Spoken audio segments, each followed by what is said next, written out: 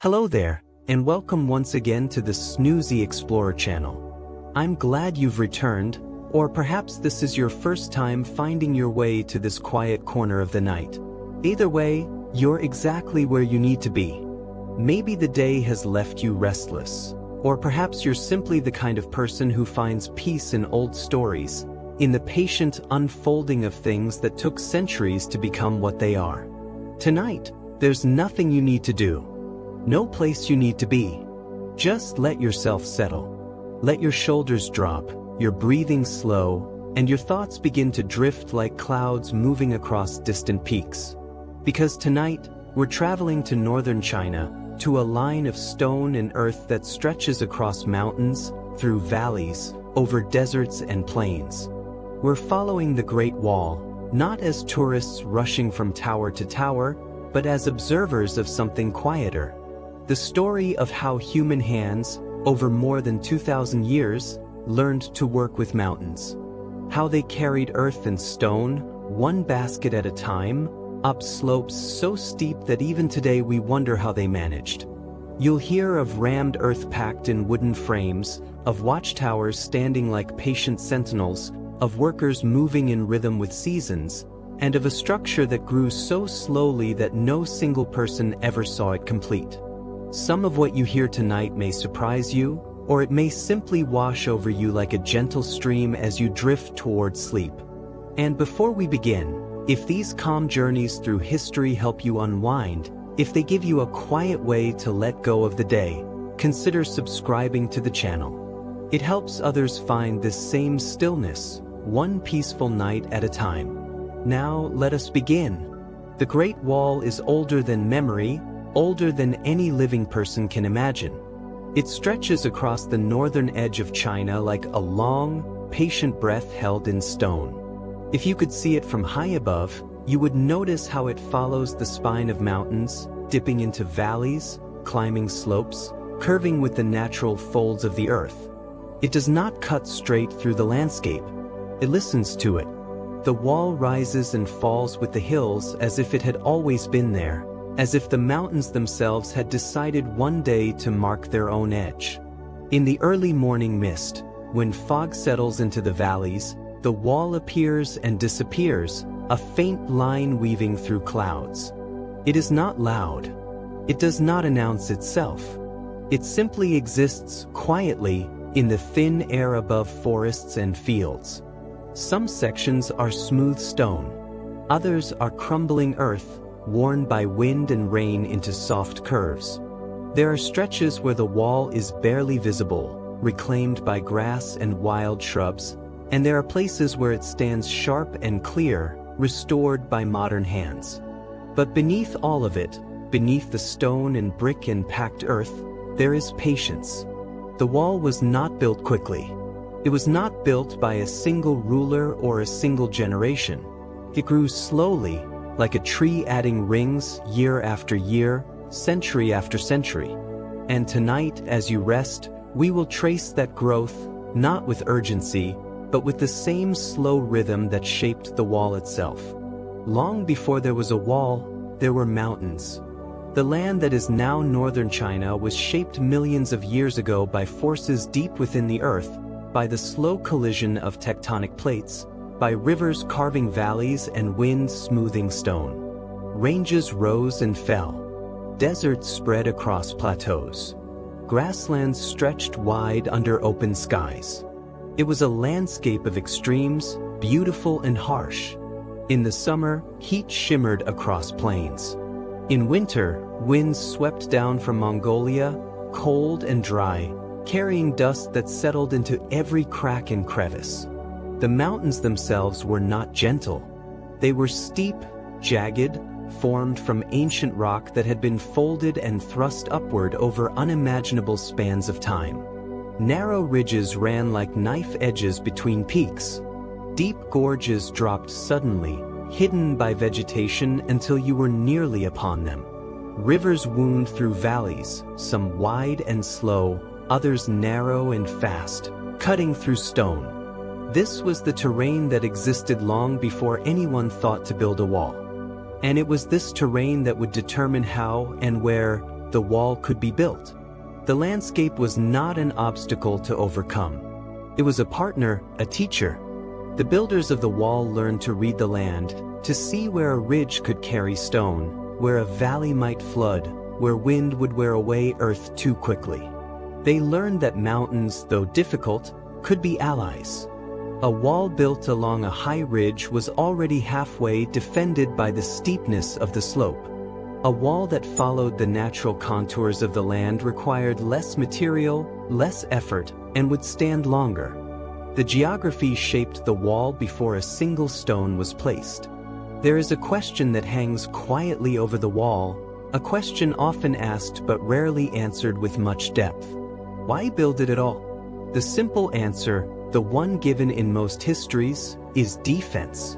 Protection from invaders. A barrier to keep northern tribes from sweeping down into Chinese lands. But the truth is more layered, more patient. The wall was not built to win wars. It was built to mark space, to create a boundary that could be watched, maintained, controlled. It was a way of saying, here. This is where our fields end and the grasslands begin. This is where we settle and where we do not. In ancient times, the northern edge of China was not a fixed line. It was a shifting zone where farmers met herders, where settled life met nomadic life, where two ways of living brushed against each other, sometimes peacefully, sometimes not. The people who lived south of the mountains grew millet and wheat, raised pigs and chickens, built homes of wood and earth. The people who lived north of the mountains followed herds of horses and sheep, lived in tents, moved with the seasons. Neither way was better. They were simply different. But difference creates friction. Farmers needed stability. They could not move when raiders came. Herders needed mobility. They could not afford to be fenced in. And so the idea emerged, slowly over centuries, that a line might help. Not a line to stop all movement, but a line to slow it, to make crossing more difficult, to give warning when it happened. The wall was not meant to be impenetrable. It was meant to be visible. A signal. A reminder. A way of organizing space in a land too vast to patrol every mile. And so, over many dynasties, in many forms, the wall began. Not as one great project, but as many small ones. A stretch here to guard a pass. A line there to protect a valley. Built and rebuilt, extended and abandoned, forgotten and remembered. The wall grew the way a river carves a canyon, slowly, through persistence rather than force. The earliest walls were not made of stone. They were made of earth. Rammed earth, packed tight and hard, layer by layer. This was a technique older than writing, used across many ancient cultures, and it was perfectly suited to the northern Chinese landscape, where stone was not always easy to find, but dirt was everywhere. The process was simple in concept, though demanding in practice. Workers would build a wooden frame, a mold shaped like a section of wall, open at the top. Into this frame, they poured loose soil, gravel, sand, sometimes small stones. Then they tamped it down. Not with machines, but with wooden poles, with stone hammers, with their own weight. They struck the earth again and again, compressing it, squeezing out air, binding the particles together. After many blows, the loose soil became solid, firm enough to hold shape, strong enough to bear weight. Then they added another layer, more soil, more tamping, another layer, and another. Slowly the wall rose, inch by inch, a foot at a time. It was repetitive work, rhythmic, almost meditative. The sound of tamping echoed across the hills, a steady percussion that marked the days. When one section was finished and the wooden frame removed, the earth stood on its own, a solid block, smooth-faced and dense. These rammed earth walls were not beautiful in the way stone walls are beautiful. They did not gleam. They did not have the crisp edges of cut brick. But they had a quiet strength. They blended into the landscape, the color of the soil from which they were made. In some regions, they added reeds or twigs between layers, binding the earth like stitches in fabric. In others, they mixed in lime to harden the surface. Each method was adapted to local conditions, to what the land provided. And because earth was abundant, these walls could be built long. Miles and miles of them, snaking across plains, over low hills, through regions where stone would have been too costly to transport. They were not meant to last forever. Earth erodes. Rain softens it. Wind wears it away. But they lasted long enough. And when they crumbled, they could be rebuilt, using the same materials, the same methods, the same patient hands. Building a wall across flat ground is one thing. Building it across mountains is another entirely. Mountains do not cooperate. They are steep, uneven, covered in loose rock and dense vegetation. Paths are narrow, often non-existent. Weather changes quickly. A day that begins clear can end in fog so thick you cannot see 10 feet ahead. Rain turns slopes into mud. Snow makes footing treacherous. And yet, it was in the mountains that the wall had to be strongest. Because mountains, while difficult to cross, were not impossible. Passes existed. Valleys cut through. And these natural routes, these gaps in the terrain, were exactly the places that needed watching. So the builders learned to work with mountains rather than against them. They did not try to carve level paths through solid rock. They followed the ridgelines. A ridge is the high spine of a mountain, the edge where two slopes meet. It is narrow, often jagged, but it is also naturally defensible. Anyone approaching from either side has to climb. And a wall built along a ridge gains the advantage of height without needing to be tall. The slope itself becomes part of the barrier. The workers who built these mountain sections moved slowly. They carried materials uphill by hand. Baskets of earth, stones strapped to their backs, bundles of wood for scaffolding. There were no roads, no carts, just steep paths that wound between trees and over boulders. Sometimes the stone for the wall was quarried nearby, split from the mountainside using wedges and hammers. Other times it had to be carried from valleys below. Either way, it was heavy. A single block of stone might weigh as much as a man. Lifting it, positioning it, fitting it into place. All of this required coordination, patience, and a kind of quiet determination that is hard to imagine today. They built the wall in sections, working along a ridgeline until they reached a peak, then continuing down the other side, following the natural flow of the mountain. Watchtowers were placed at high points, where visibility was best. Between towers, the wall connected them like a thread, sometimes dropping steeply, sometimes rising, always adjusting to the terrain. In some places, the slope was so steep that the wall included steps, wide enough for soldiers to move up and down, narrow enough to be defended.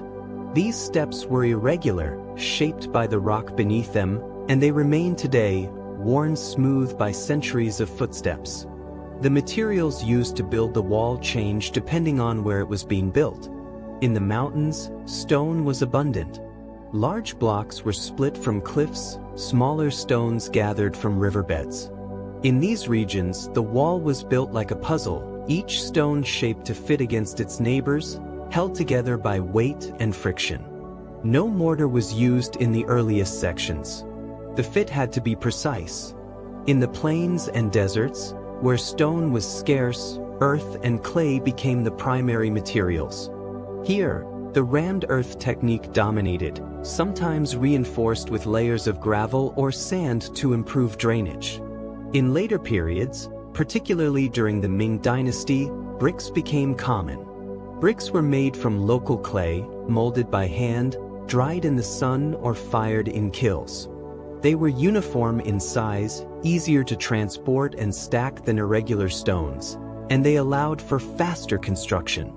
Entire stretches of the wall were built from millions of these bricks, their edges so precisely fitted that even today, after centuries of weathering, you can barely slip a knife blade between them.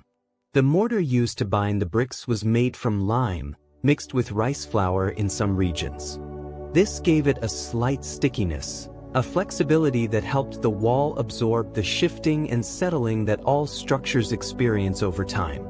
In the far west, where the wall crossed desert regions, materials became even more inventive. Reeds and tamarisk branches were woven into mats, layered with sand and gravel, and compacted into walls that could withstand the dry winds and extreme temperatures. These sections look different from the stone and brick walls most people imagine. They are lower, rougher, but no less effective for their purpose. Each material shaped the character of the wall. Stone walls feel ancient, massive, rooted. Brick walls feel orderly, deliberate, almost delicate in their precision. Earth walls feel organic, soft-edged, as if they grew from the ground rather than being built upon it. But all of them share the same fundamental quality. They were built slowly, with local resources, by people who understood the land they were working with. Transporting materials to the construction sites, especially in mountainous terrain, was a challenge that required ingenuity and immense physical effort. There were no trucks, no cranes, no machinery. Everything moved by muscle. Human muscle, mostly, though animals helped where paths allowed. In flat regions, oxen pulled carts loaded with bricks or stones. But in the mountains, carts were useless. The paths were too narrow, too steep, too rough. So materials moved by hand. Workers formed long human chains up the slopes. One person would pass a stone to the next, who passed it to the next, and so on, up the line, until the stone reached the construction site. It was slow, exhausting, but it worked. Each stone moved upward through the collective effort of dozens of hands. Baskets were common. Woven from bamboo or reeds, they could carry earth, gravel, small stones. Workers wore them strapped to their backs, climbing step by step, bent under the weight. At the top, they emptied the basket and descended for another load. Again and again, day after day. Some materials required more specialized transport. Long wooden beams for scaffolding, for instance, could not be carried in baskets. They were dragged, pulled by ropes, maneuvered around bends and over obstacles. It took teams of workers, moving in coordination, calling out to each other to keep the beam steady. Accidents happened. Stones slipped. Ropes broke. People fell. The work was dangerous, the conditions harsh. But it continued, because the wall was not built in a rush. There was no deadline, no single moment when it had to be finished. It grew at the pace that human effort allowed, shaped by the rhythm of the seasons, the availability of materials, the number of workers. In winter, when snow covered the mountains and work became impossible, construction stopped. Workers returned to their villages. In spring they came back. The wall waited, patient, unfinished, ready to grow a little more. The people who built the wall were not a single group. They were soldiers, farmers, laborers, craftsmen, convicts. In some periods, military garrisons stationed along the frontier were responsible for construction and maintenance. Soldiers would spend part of their time patrolling, part of their time building. It was not unusual for entire units to be assigned to wall construction for months or years. Farmers were often conscripted during the off-season, when fields lay fallow and labor was available. They would leave their villages, travel to the frontier, work for a season or two, then return home. For many, it was a form of taxation, a service owed to the state. It was hard work, far from home, but it was expected. Craftsmen, particularly stonemasons and brickmakers, brought specialized skills. They shaped stones, carved decorative elements, ensured that structures were sound. Their work required precision, experience, and they were valued for it. Convicts, too, were sent to the wall. Hard labor on the frontier was a common punishment. These men worked under harsher conditions with less freedom, but their labor contributed just as much as anyone else's. Daily life for these workers was simple, governed by routine. They woke at dawn, ate the basic meal, usually millet or wheat porridge, sometimes with pickled vegetables. Then they worked. Hours of lifting, carrying, placing, tamping. The work was repetitive, physically demanding, but there was a rhythm to it. A shared effort that created a kind of camaraderie. Midday, they rested briefly, ate again if food was available. Then back to work until the light began to fade. Evenings were quiet. Cooking fires. Simple meals. Conversation, sometimes singing. Men repaired tools, mended clothes, tended to blisters and sore muscles. They slept in rough shelters, tents or huts built from whatever materials were nearby. In winter, they huddled together for warmth. In summer, they sought shade wherever they could find it. The work was hard, but it became part of life. A routine. And routines, even difficult ones, can bring a kind of peace, a sense of purpose. The wall grew because of these men, not because of emperors or generals, but because of the steady, uncelebrated labor of thousands upon thousands of hands. The wall was never just a wall. It was a system, and central to that system were the watchtowers. These towers rose at intervals along the wall, spaced close enough that signals could be passed from one to the next, far enough apart to cover long stretches efficiently. Some were small, just large enough for a few soldiers to stand watch. Others were multi-story structures with rooms for sleeping, storage for supplies, platforms for observation. They were built from the same materials as the wall itself. Stone in the mountains, brick in later periods, earth in the plains. They rose square or rectangular, solid and functional, with narrow windows facing outward and doorways facing inward, toward the protected side. The primary purpose of these towers was observation. Soldiers stationed in them watched the horizon, day and night, looking for movement, dust clouds that might signal approaching riders, smoke from distant camps, any sign of activity beyond the wall. When they saw something, they signaled. During the day, they used smoke. Fires were lit on the tower's roof, and the smoke rose high, visible for miles. Different numbers of smoke columns meant different things. One column might mean a small group, 2 columns a larger force, 3 columns, urgent danger. At night they used fire, torches or beacons that flared bright against the darkness. The signals traveled quickly. One tower saw the smoke or fire and lit their own, passing the message to the next tower and the next all along the wall. In this way, information moved faster than any rider could travel. A warning could cross hundreds of miles in hours. The towers also served as shelters, safe places where soldiers could rest, store weapons and food, take refuge during storms or attacks. Some towers had wells or cisterns. Others relied on supplies carried up from nearby garrisons. Life in a watchtower was isolated. Men might spend weeks or months in these remote posts, far from towns, with only a handful of companions. The work was monotonous. Long hours of watching, waiting, but it was essential. The wall could not function without eyes to watch it, and the towers, standing like patient sentinels, provided those eyes. The wall did not appear all at once. It was not designed by a single architect or commissioned by a single emperor. It grew across dynasties, each one adding, repairing, extending, sometimes abandoning sections altogether. The earliest walls were built during the Warring States period, centuries before China was unified. Individual states constructed their own defensive barriers, marking borders, protecting territory. These were modest structures, mostly rammed earth, not connected to each other. When the Qin dynasty unified China, the emperor ordered these separate walls to be joined, extended, creating a more continuous line. This is often considered the beginning of the Great Wall as a unified concept, though much of the Qin Wall no longer exists.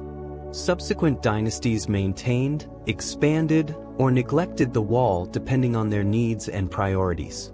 The Han Dynasty extended it westward, deep into desert regions, protecting trade routes.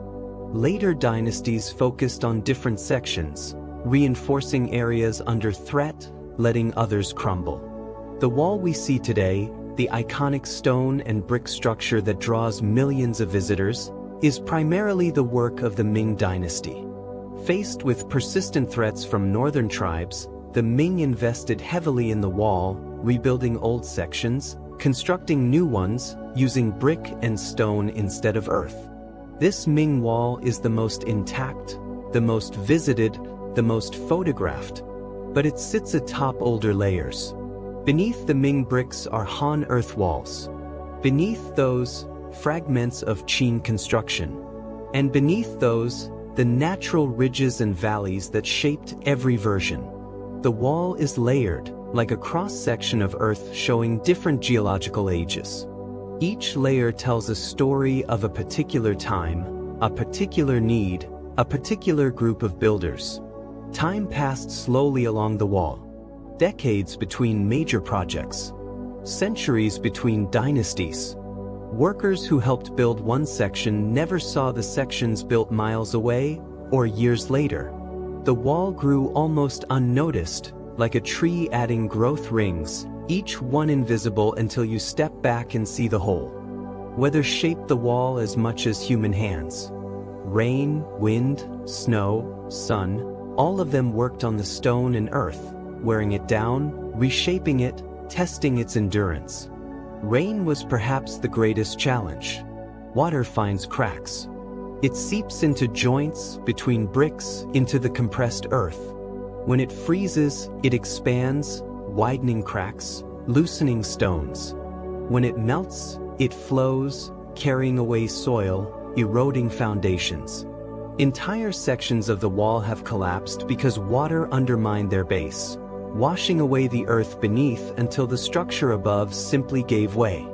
Wind, especially in the desert regions, carried sand and dust.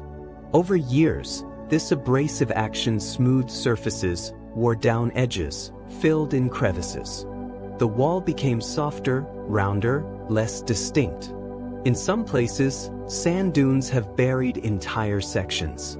The wall disappears beneath the dunes, hidden, waiting to be uncovered by shifting winds or curious archaeologists. Snow settled on the mountain sections, heavy and cold, adding weight, seeping into every gap.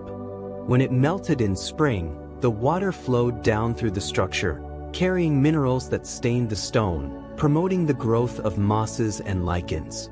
Sun baked the earth walls, hardening them but also causing them to crack as temperatures fluctuated between day and night. In desert regions, the temperature could swing 50 degrees or more between noon and midnight. This constant expansion and contraction stressed the materials, creating fissures that would, over time, become failures. But the wall endured. Not perfectly, not unchanged, but it adapted. Where sections crumbled, they became part of the landscape, mounds of earth and rubble that marked where the wall had been. Where sections stood, they stood because they had been built well, in places where the natural conditions supported them. The wall did not fight nature. It existed within it, shaped by it, subject to it. And in that relationship, there was a kind of balance. The wall changed the land, and the land changed the wall. Both remained. Standing on the wall today, looking out over the mountains, it is easy to forget its scale. From any single point, you can see only a small section. A few towers, a curve disappearing over a ridge. But the wall stretches far beyond what the eye can see. It runs for thousands of miles, depending on how you measure it, how you define which sections count. It crosses 9 provinces. It spans deserts, grasslands, forests, mountains. If you were to walk its entire length, it would take months. And even then, you would only be following one version of the wall. Other versions, older or built along different routes, lie parallel, or buried, or eroded into the landscape. The wall rises and falls with the land, climbing peaks, descending into valleys, always following the natural contours. In some places, it is barely visible, overgrown with vegetation, reduced to a low ridge of earth. In others, it stands sharp and clear, stone steps leading up slopes so steep you have to use your hands to climb. The scale is humbling, not because it is tall, though in places it is, but because it is long, because it represents such an accumulation of effort. So many hands, so many stones, so many days of work, and it was all done without modern tools, without engines or electricity, without any of the conveniences we take for granted. It was built with persistence, with patience, with the understanding that great things are not accomplished quickly, but slowly, through steady effort repeated over time. The wall is a testament to that, to the power of small actions accumulating, to the strength that comes not from intensity, but from endurance. It did not need to be perfect. It just needed to be there. And it is. The wall exists now as a memory made solid, a structure that connects past and present, a line you can walk on, touch, feel beneath your hands. Some sections have been restored, rebuilt for tourists, cleaned and reinforced so they will stand for generations more. These sections are popular, crowded, often photographed. They are beautiful, impressive, but in some ways they are too perfect. They do not show the wear, the erosion, the slow surrender to time. Other sections remain wild, unrestored, crumbling, covered in moss and wildflowers. These are the sections that feel most honest. Here, the wall is returning to the earth. Stones have tumbled down slopes. Bricks lie scattered.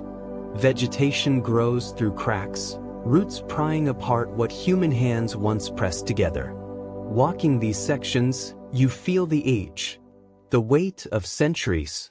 You see how the wall was never finished, never perfected, always in a state of becoming or unbecoming. And there is something peaceful in that. The wall does not need to be eternal to have meaning. It does not need to stand forever to have mattered. It stands now, in places, and in those places, it tells its story, of mountains and stones, of workers and watchtowers, of dynasties rising and falling, of borders marked and crossed and marked again, of patience. The wall teaches patience. It was not built quickly, and it cannot be understood quickly. You have to sit with it, walk along it slowly. Let your mind settle into the rhythm of stone and earth, of steps worn smooth, of views that stretch into distance. The wall does not hurry. It does not shout. It simply is. A quiet line across the mountains. A breath held in stone. In the high mountain sections, where the wall climbs ridges so narrow you can see valleys on both sides, the world feels vast and small at once. Vast because the views stretch for miles, layers of mountains fading into blue distance. Small because the wall itself is narrow here, just wide enough to walk, with steep drops on either side. The builders who worked here must have felt that same duality. The enormity of the task, the smallness of their individual effort. One stone placed, one basket of earth carried, one section of wall built. It does not seem like much, but it was everything, because the wall exists only because of those small acts, repeated millions of times. There is a lesson in that, though it is not a lesson spoken aloud or written on plaques. It is a lesson you feel, standing on the wall, looking at the work of hands long gone. That great things are possible, but not through grand gestures. Through small ones. Through showing up, day after day, and doing what needs to be done. Through patience. Through persistence. Through the quiet accumulation of effort that, over time, becomes something larger than any individual could imagine. The wall is not just a physical structure. It is a monument to that kind of work, to the uncelebrated labor of ordinary people, to the farmers and soldiers and convicts who carried stones up mountains, who packed earth in wooden frames, who stood watch in lonely towers. They did not know they were building something that would last thousands of years. They were just doing their work, surviving, getting through the day.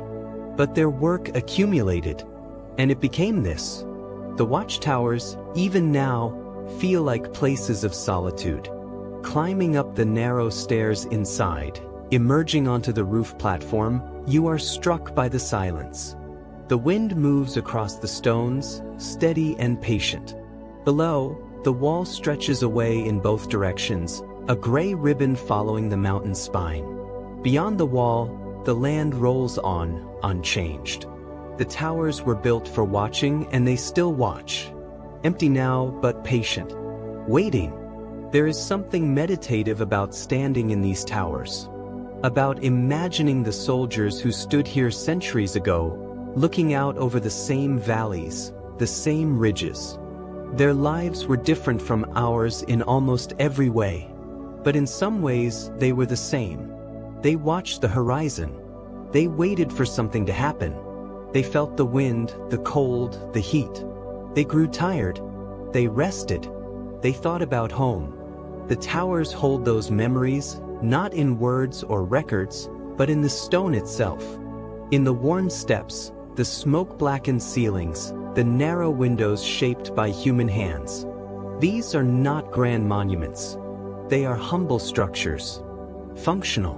But they have lasted. And in their lasting, they remind us that even small things, if built well, if built with care, can endure. Along the wall, you find inscriptions, carved into bricks, scratched into stone. Names, dates, messages. Some are official markers placed by emperors or generals to commemorate construction. Others are personal, a worker's name, a date, a simple statement. I was here. These inscriptions are poignant. They are attempts to leave a mark, to say that a life, however brief, however ordinary, mattered. Most of the people who built the wall are forgotten. We do not know their names. We do not know their faces. But here and there, a name survives, carved into the wall they helped build. It is a small immortality, a whisper across centuries. And it reminds us that the wall was built by people, not by dynasties or emperors, though they gave the orders, but by people, individuals, each with their own story, their own struggles, their own reasons for being there. The wall is their story, a collective story, one that is still being written in a way because the wall still stands, still shapes the landscape, still draws people to walk its length, to touch its stones, to wonder at the effort it represents. In the desert sections, the wall feels different. Here, the mountains give way to flat, arid plains. The wall is lower, made of earth and reeds, less imposing. The watchtowers are spaced farther apart. The landscape is sparse. Few trees, little water, just sand and sky and the long line of the wall stretching toward the horizon. These sections are less visited, harder to reach, but they have their own beauty, a stark, quiet beauty. The wall here is more fragile. The desert erodes it quickly. Wind and sand wear it down, but it persists. Sections of it still stand, after centuries, holding their shape, marking the old boundary. Walking these sections, you feel the isolation, the silence, the vastness of the desert around you. And you understand, perhaps more clearly than anywhere else, what the wall was meant to do. Not to stop armies, but to mark space. To create a line, however fragile, between one world and another. The wall in the desert is humble. It does not pretend to be eternal. It simply exists, for now, doing what it was built to do.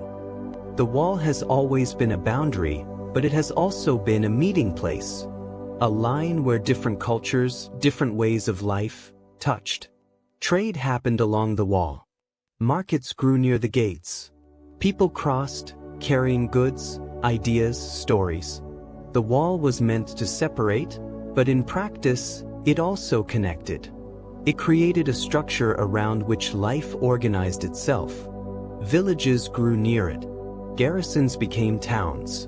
The wall shaped patterns of settlement, trade routes, agricultural practices. It was not just a static line. It was a living part of the landscape, influencing how people lived, where they traveled, what they built. And in that way, the wall became more than its builders intended. It became part of the cultural fabric.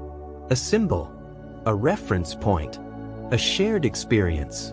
To live near the wall was to live in its shadow, literally and figuratively. It was a constant presence, shaping the rhythm of life, the sense of place. Even today, the wall serves that role. It is a symbol of China, recognized worldwide. But it is also a real, physical thing. You can stand on it, walk its length, feel its weight. And in doing so, you participate in its story. You become part of the long line of people who have interacted with the wall, been shaped by it, wondered at it. The wall climbs. That is perhaps the most striking thing about it. How it climbs. In the mountain sections, it rises steep and straight, following ridgelines, ascending peaks that seem impossibly high. The steps are irregular, worn smooth by centuries of footsteps. Some are shallow. Some are so tall you have to hoist yourself up. Your legs burn. Your breath comes short in the thin mountain air. But you keep climbing because the wall keeps climbing, and there is something compelling about following where it leads. At the top of a peak, the wall levels briefly. A watchtower sits there, offering a place to rest. You catch your breath. Look back at where you've come from. The wall descends behind you, curving down the slope, disappearing into trees. Ahead, it rises again, toward the next peak. And you realize that the wall is not one climb, but many. Over and over, up and down, ridge after ridge, for miles, for centuries. The people who built this did not climb it once. They climbed it every day, carrying materials, building, maintaining, walking patrol. It was their daily life. And standing there, breathing hard, legs tired, you feel a connection. A small echo of what they experienced. The wall, in that moment, is not just history. It is presence. It is effort. It is real. As night falls along the wall, the landscape transforms. The mountains fade into silhouette. Stars emerge, countless and bright in the clear air. The wall becomes a darker line against the dark land, visible more as an absence than a presence. In ancient times, watchtowers would light their beacons, points of fire along the length of the wall, signaling, warning, reassuring. Tonight, no fires burn. The towers are empty, but the wall remains. In the darkness, you can almost feel the weight of time, the centuries pressing down, the slow accumulation of history, stone by stone, year by year, dynasty by dynasty. The wall has seen so much. Empires rise and fall. Borders shift. People come and go. And through it all, the wall stands. Not unchanged. Worn, weathered, crumbling in places. But standing. The night is quiet. The wind moves softly over the stones. And somewhere in that quiet, there is peace. The peace that comes from enduring. From lasting. From having been built well enough, with enough care, with enough patience, that even time cannot erase it completely. The wall does not need to be perfect. It just needs to be. And tonight, under the stars, it is. Morning comes slowly to the wall. Light creeps over the eastern mountains, touching the highest peaks first, then flowing down into valleys. The wall emerges from shadow, stone by stone, tower by tower. Frost glitters on the bricks where the sun has not yet reached. Mist rises from valleys, soft and white, curling around the wall's base. Birds call. A distant sound, clear in the still air. Another day begins. The wall has seen countless mornings. Mornings when workers arrived to begin their labor. Mornings when soldiers stood watch, cold and tired. Mornings when travelers passed through gates, heading into new lands. Mornings of peace. Mornings of conflict.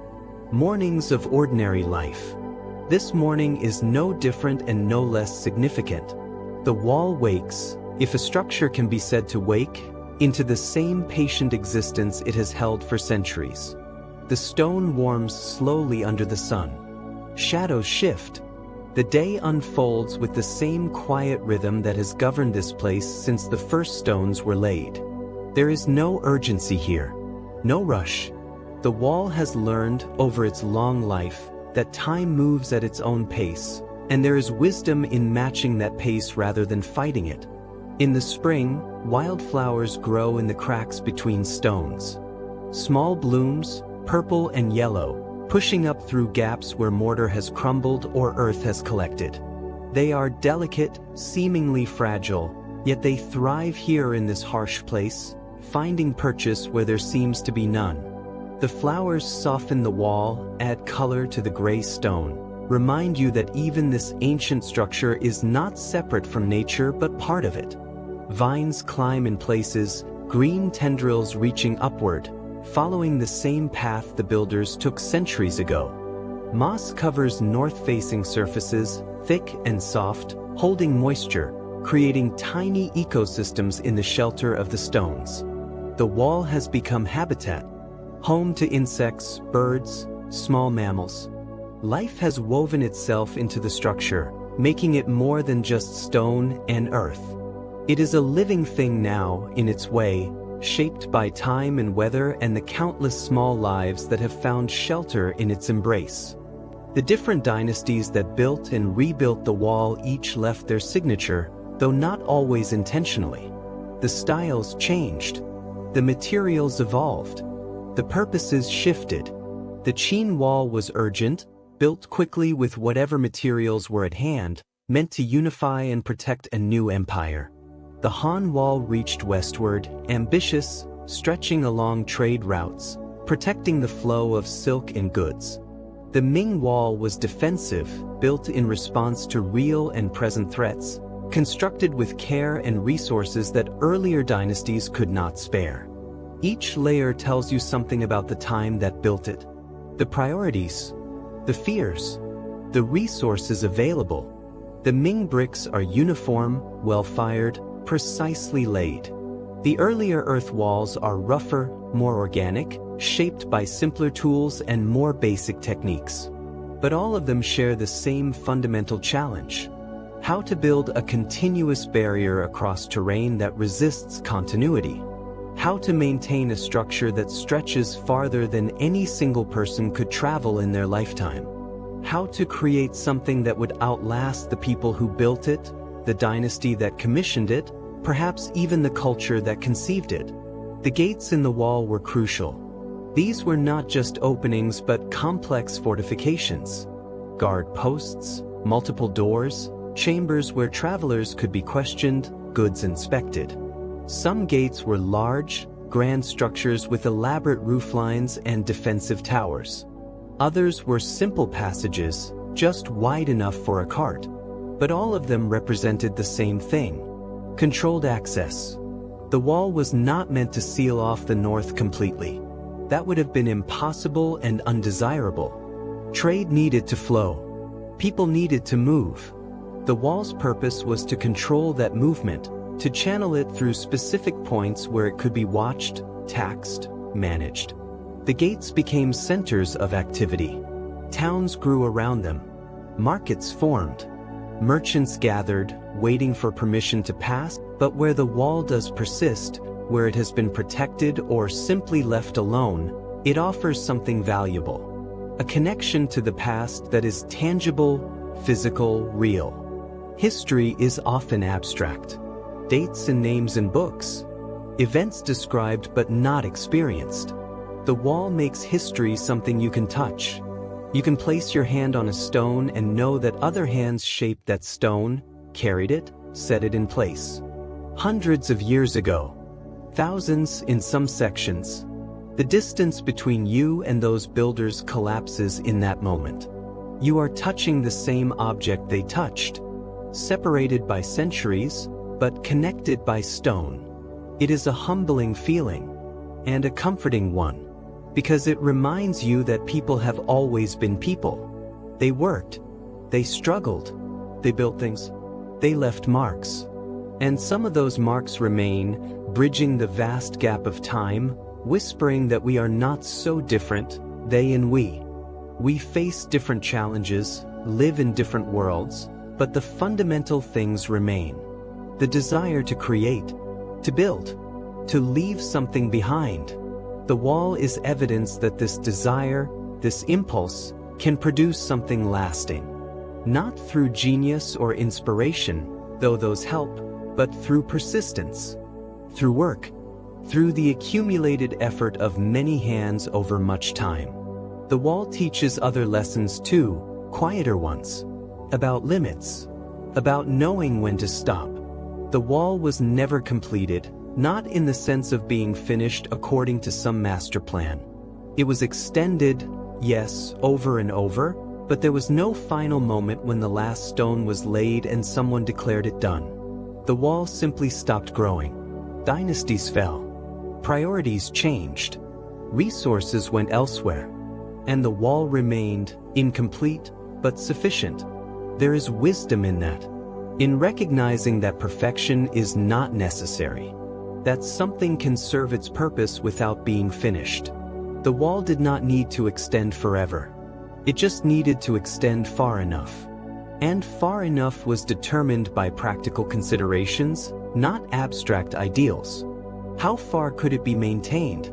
How far did the thread extend? How far could resources stretch? These are human questions, grounded in reality. And the wall, for all its scale, was built by humans answering human questions. It is vast but not infinite, impressive but not perfect, enduring but not eternal. And in its imperfection, in its incompleteness, it feels more honest, more real, more human. Walking long sections of the wall, you fall into a rhythm. Step, step, step. The stones pass beneath your feet. The towers appear, one after another, marking distance, offering rest. The views change gradually. New valleys come into sight. Peaks shift position. But the essential experience remains the same. Walking, moving forward. The wall ahead, the wall behind, and you in between, part of a long line of people who have walked this same path. Soldiers on patrol. Messengers carrying news. Travelers seeking passage. Workers moving between construction sites. Pilgrims in later times, walking for spiritual reasons. Tourists now walking for wonder. All following the same line, the same stone path, each for their own reasons, but all connected by the act of walking the wall. There is something meditative about this repetitive movement. The mind quiets, thoughts slow. You become aware of small things. The texture of the stone, the sound of your footsteps, the way the wind moves across your face. The view becomes less important than the act of moving through it. You are not conquering the wall, not mastering it. You are simply moving along it, part of its continuous present, adding your footsteps to the millions that have come before. The wall does not notice. It has seen too much to be impressed by one more person walking its length. But you notice. You feel the connection. Brief, fragile, but real. You are part of the wall's story, if only for an afternoon, if only for a few miles. And that is enough. The restoration efforts along the wall are complicated.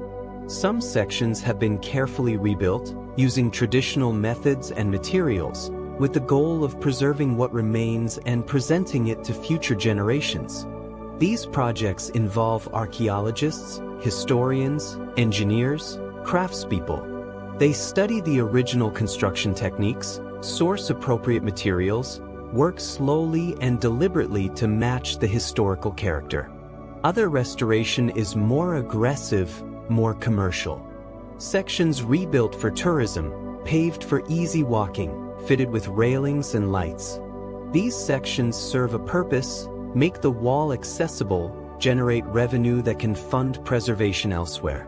But they change the character of the wall, make it feel less authentic, more like a theme park. The debate over how to preserve the wall, how much to restore versus how much to leave in its weathered state, is ongoing.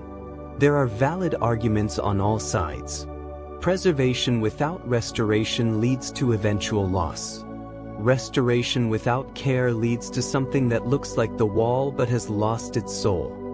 Finding the balance is difficult, perhaps impossible, but the effort continues because the wall matters. Not just to China, but to the world. It is a World Heritage Site, recognized as something of universal value. And with that recognition comes responsibility.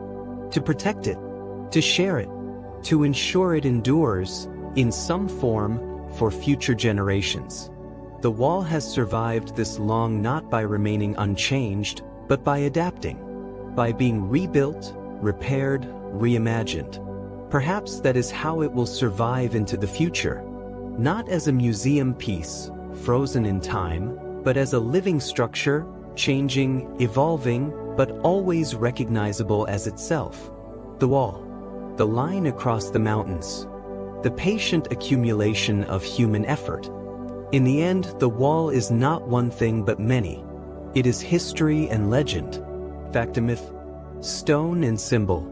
It is a defensive fortification and a tourist attraction. A monument to imperial power and a memorial to countless unnamed workers. It is beautiful and brutal, impressive and tragic. It invites admiration and provokes questions. How could they build this? Why did they build this? What did it cost? Was it worth it? The answers are complicated, layered, dependent on perspective. For the emperors who commissioned it, the wall represented security, control, the power to shape the land itself.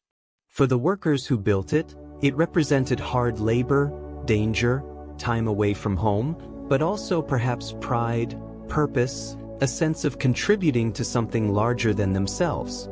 For the soldiers who manned it, it was duty, often tedious, sometimes terrifying, always demanding.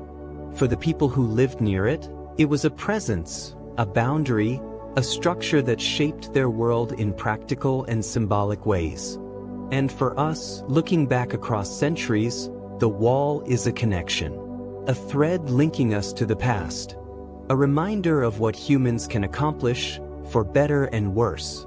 The wall's legacy is complex. It did not prevent invasions. The Mongols conquered China despite the wall. The Manchus did the same. As a military fortification, the wall's effectiveness was limited. Borders are porous. Determined armies find ways through or around.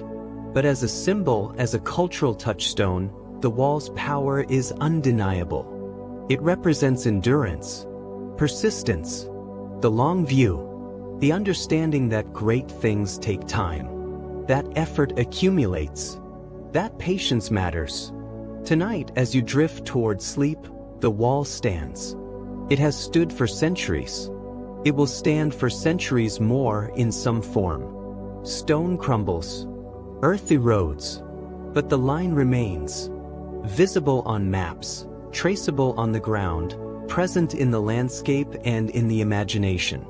The wall is a companion to the mountains, following their contours, echoing their patience, sharing their slow transformation under the weight of time. And in this patient endurance, there is something calming, something that speaks to the part of us that needs to know that some things last. That effort matters. That what we build, if we build it with care, can outlive us. The wall does not demand your attention. It does not shout or insist. It simply is. A line of stone across mountains. a breath held in earth and brick, a testament to the quiet power of persistence.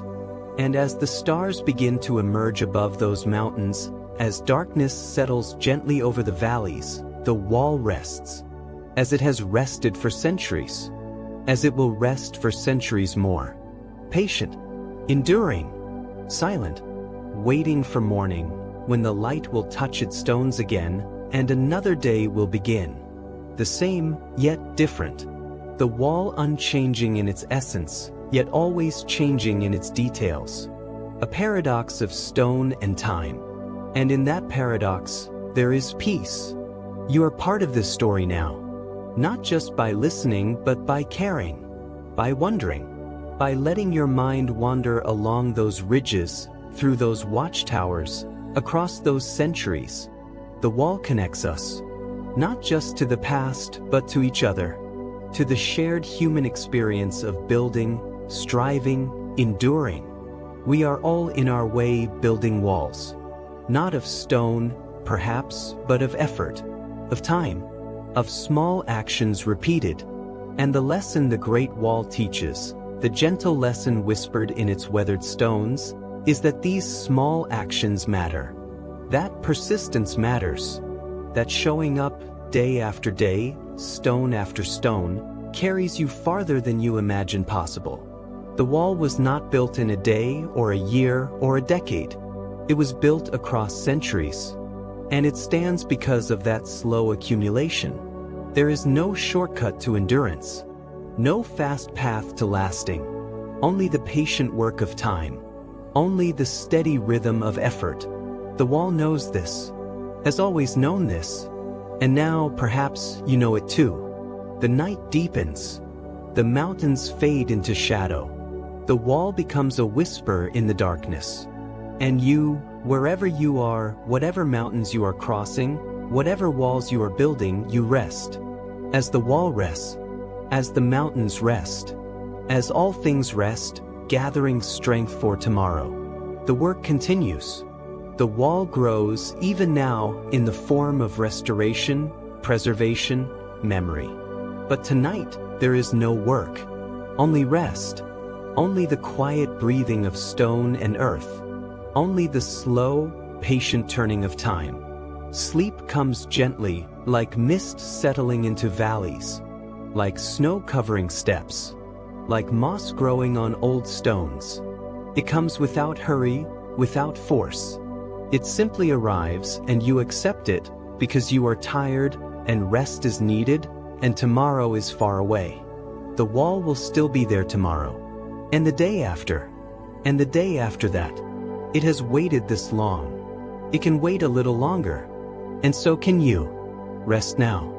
Dream of mountains and stones, of hands carrying earth, of towers watching horizons, of small efforts accumulating into something vast. Dream of patience, of persistence, of the quiet strength that comes from enduring.